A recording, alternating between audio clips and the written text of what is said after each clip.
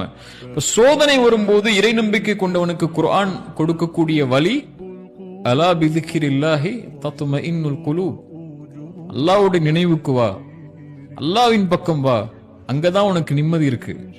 தொழுகைக்கு வா, அதுதான் உனக்கு நிம்மதி இருக்கு. உனக்கு இந்த உலகத்துல சிரமங்களை தாண்டி சோதனைகளை தாண்டி நிக்க முடியலையா, சுஜூதுல விழுந்து ரப்புக்கு முன்னாடி அல்லாஹ்வுடைய நினைவில், அலா பிதிக்ரில்லாஹி தத்மஇன்னுல் குலூப், அவனுடைய நினைவுல தான் உன்னுடைய உள்ளத்துடைய அமைதி இருக்கு. அல்லாஹ்வுடைய அமைதியை நோக்கி தான், அல்லாஹ்வுடைய நினைவை நோக்கி தான்.